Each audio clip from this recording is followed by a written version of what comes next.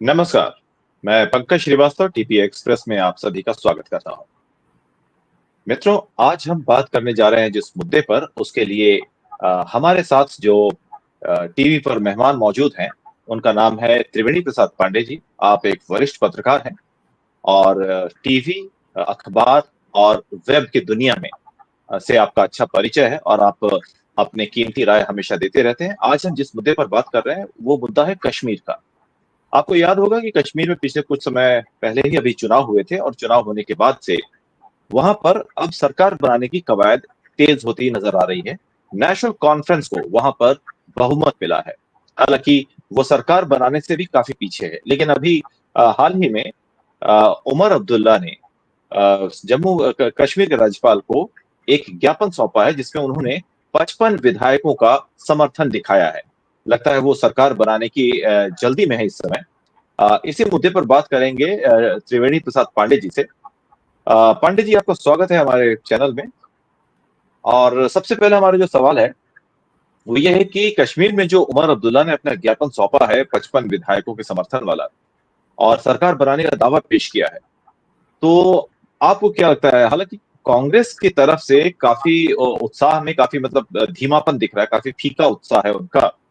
तो ये जो परिदृश्य है, एक तरफ उतावलापन है उमर अब्दुल्ला का सरकार बनाने को लेकर के, वहीं दूसरी तरफ कांग्रेस में उदासीनता का माहौल है। पूरी तरह से अगर साफ साफ बोले तो उदासीन है कांग्रेस।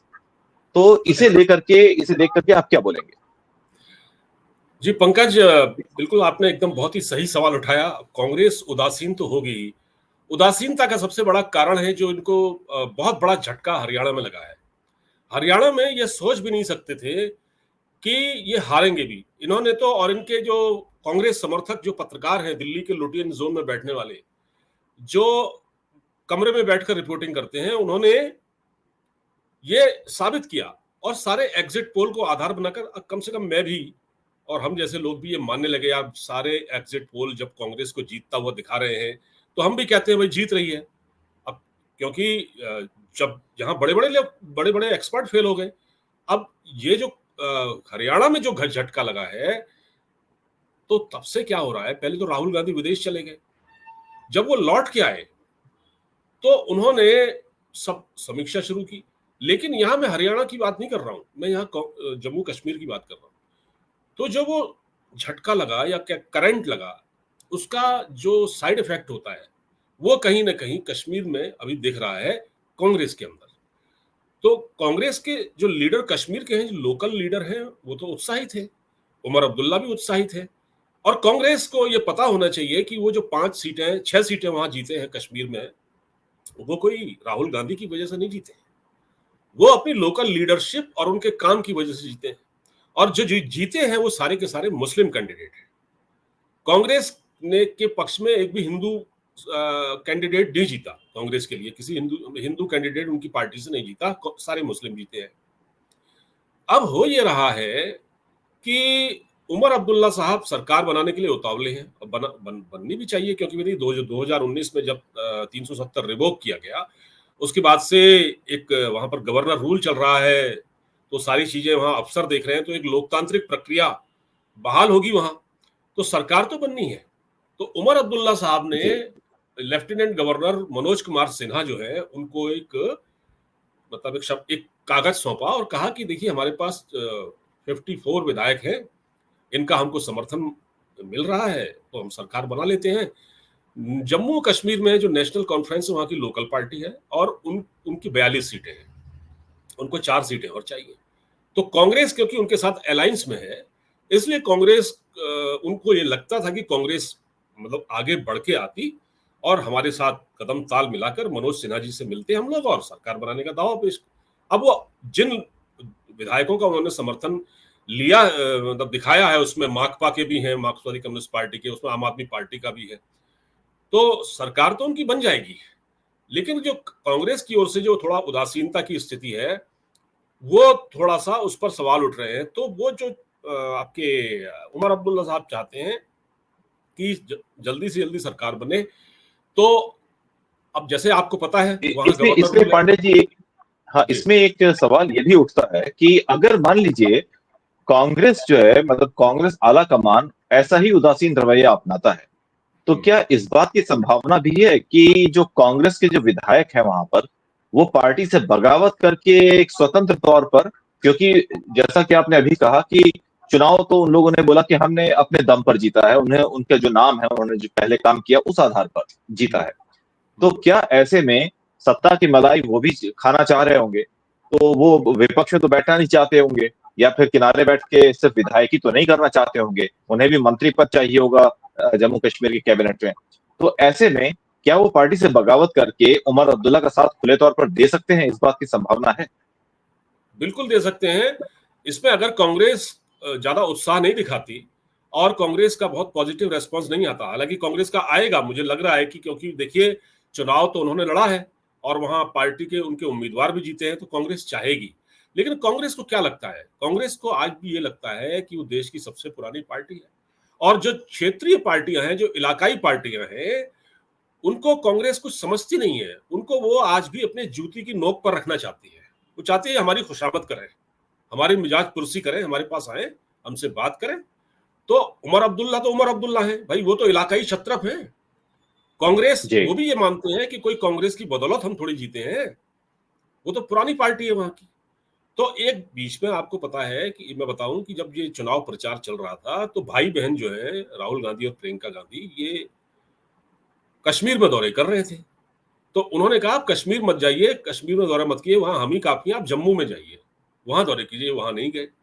और फिर अभी जब चुनाव हुआ है हरियाणा का, और जब नतीजे आए हैं, तो इनके जितने भी जी। साथी दल थे, यानी जो इंडिया अलायंस के मेंबर थे, इन्होंने इनको कोसना शुरू कर दिया।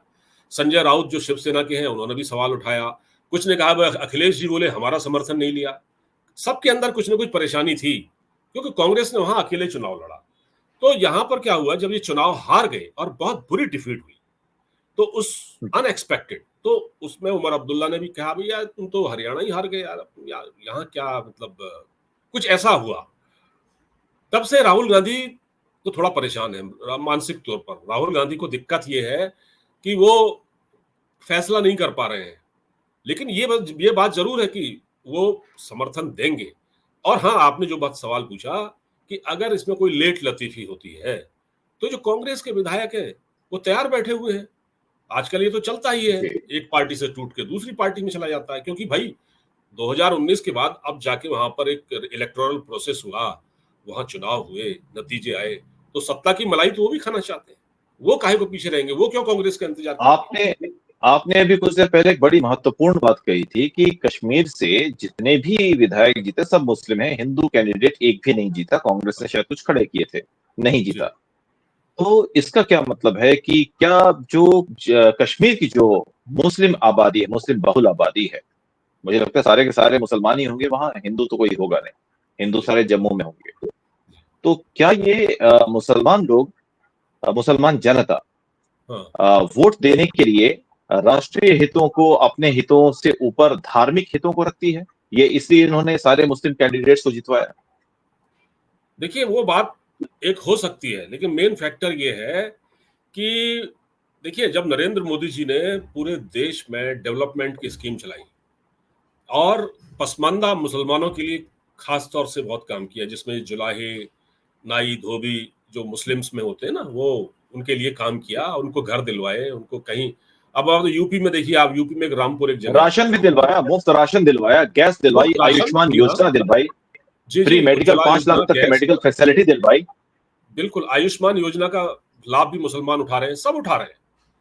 तो मैं एक उदाहरण देता हूँ, रामपुर में एक उत्तर प्रदेश में रामपुर है, विधानसभा सीट, मुस्लिम बहुल इलाका है टोटल। वहां पर मुस्लिमों को घर बना के दिए गए, सबसे ज्यादा 200 या 250, मेरे ख्याल है, मुझे एग्जैक्ट फिगर नहीं पता, लेकिन वोट नहीं दिया। तो क्या है कि विकास का जो एजेंडा है मोदी जी ने पूरे देश में चलाया, जम्मू कश्मीर में तो खास तौर से चलाया, और बहुत चलाया, लोग कहते भी हैं। तो जब वहां हमारी मीडिया के लोग पहुंचते हैं जम्मू कश्मीर में, तो वहां की जब वो उनसे बात करते हैं लोकल मुस्लिम से, तो वो कहते हैं कि साहब बड़ा अच्छा काम किया है, मोदी साहब ने तो हमको बहुत कुछ दिया है, यहाँ तो दिन रात पत्थर फेंकते थे, हम लोग घर से बाहर नहीं निकल पाते थे। इवन महिलाएं, उस वक्त ये था कि जो मुस्लिम महिलाएं थी वो हिजाब पहन के ही बाहर निकलती थी, पर्दे में होती थी। आज स्थिति ये है कि कश्मीर में कोई जरूरी नहीं है हिजाब पहने, इतना फ्रीली लोग। मुझे तो यहाँ तक पता लगा है, कश्मीरी पत्रकार हैं, वो बता रहे थे, जो लोकल ही है, वो कह रहे थे आज तो रात में 1-1 बजे तक महिलाएं डल लेक पर घूम सकती हैं वहां आसपास। पहले क्या था, घरों में बंद हो जाते थे 8 बजे के बाद।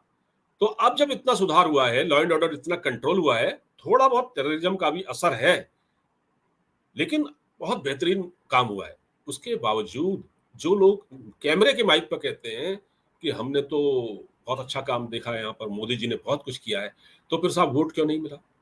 वोट इसलिए नहीं मिला कि एक माइंडसेट है कि जो पार्टी बीजेपी को हरा सकती है, जैसे उत्तर प्रदेश में समाजवादी पार्टी बीजेपी को हरा सकती तो सारा वोट समाजवादी पार्टी को चला गया। जो पार्टी बीजेपी को कांग्रेस हरा सकती तो कांग्रेस में ट्रांसफर हो जाएगा। इसी तरह कश्मीर में लोकल सारे मुस्लिम हैं। कश्मीर में तो मुस्लिम है, नीचे पंडित हैं जम्मू में। तो वहां तो बीजेपी की स्थिति अच्छी थी, वहां सीटें काफी जीती, क्योंकि वहां परिसीमन भी हुआ। पहले 23 सीटें या 24 सीटें थी, उसके बाद वहां पर 43 सीटें हो गई।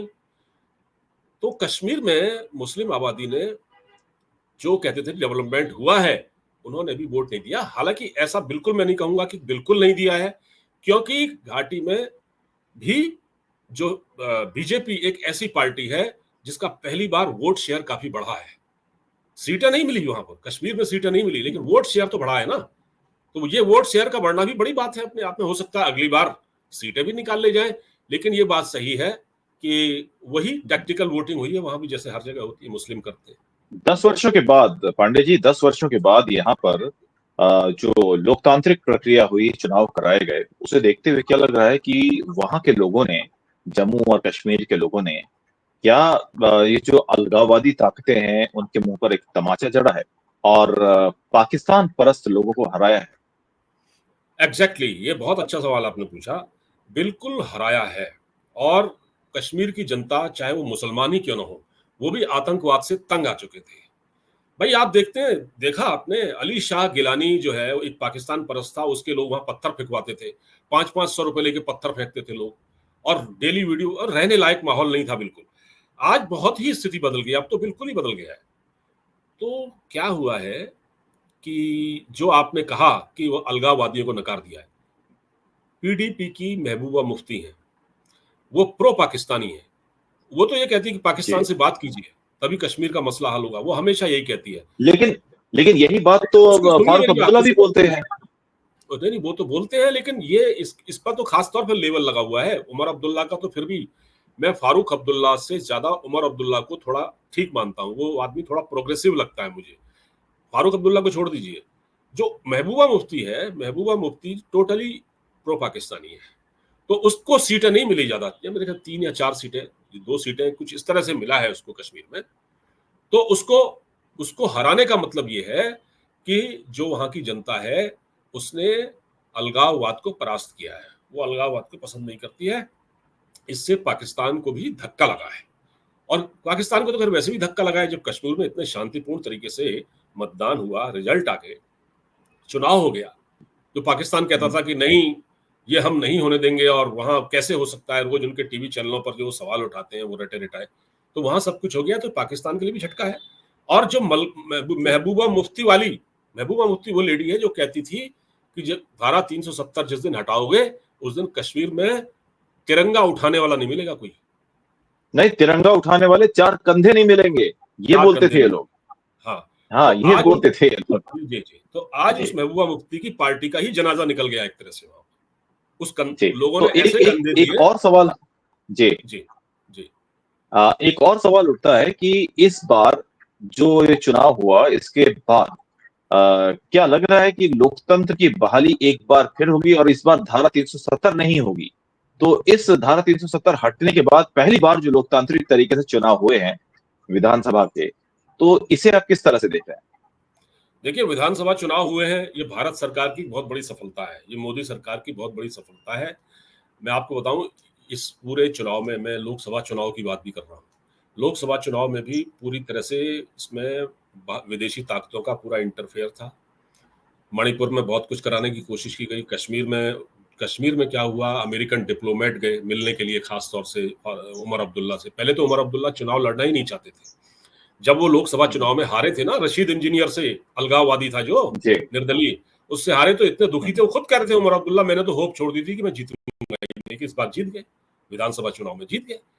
तो इसमें पूरा इंटरफेयर था विदेशी ताकतों का, एक बहुत बड़ी सफलता है वहाँ पूरा इलेक्टोरल प्रोसेस कामयाब तरीके से संपन्न कराना सरकार के लिए, और लोकतंत्र की बहाली वहाँ पर एक बहुत बड़ी कामयाबी है अपने आप में। तो इसको तो हम इस तरह से देखते हैं कि ये बहुत बड़ी सक्सेस है अपने आप में, और इसमें कोई दो राय जी। नहीं है, और बिल्कुल वहाँ पर लोकतंत्र स्थापित होगा और सरकार चलेगी, और केंद्र सरकार वहाँ अभी क्या है, अभी वहाँ गवर्नर रूल है। अभी वहाँ पर इलेक्टोरल जी। प्रोसेस क्योंकि नहीं सॉरी चुनाव होने के बाद से अभी वहाँ पर जो गवर्नर रूल हटाने के लिए एक प्रक्रिया होती है। उसमें जो गवर्नर साहब हैं एक नोट बनाएँगे, उसमें फिर उसमें उसमें जो है जितने सिक्योरिटी फोर्सेस के जो बड़े हेड हैं, चीफ हैं, उनसे बात की जाएगी वो कैसी स्थिति है। फिर वो अपना एक नोट किसको भेजेंगे, ये आपके गृह मंत्रालय को।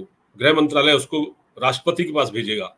राष्ट्रपति जब कहेगा फिर राष्ट्रपति उसको फिर राज्यपाल के पास, गवर्नर के पास भेजेगा। उसके बाद वहाँ से गवर्नर रूल एबॉलिश हो जाएगा। तो इसमें टाइम लगेगा, और जी। जब तक राष्ट्रपति शासन वहाँ पर है, तब तक सरकार नहीं बनेगी। राष्ट्रपति शासन हटने की प्रक्रिया शुरू हो रही है। ये है। जी। जी। तो धन्यवाद पांडे जी, आपने बहुत ही महत्वपूर्ण जानकारी दी जम्मू कश्मीर चुनाव से संबंधित और लोकतांत्रिक प्रक्रिया आगे कैसे बढ़ रही है उसके बाद इसके बारे में जानकारी दी। आपका बहुत-बहुत धन्यवाद। अगली बार श्रोताओं हम फिर एक एक नए एपिसोड के साथ, एक नई जानकारी के साथ आपके सामने उपस्थित होंगे। तब तक के लिए नमस्कार।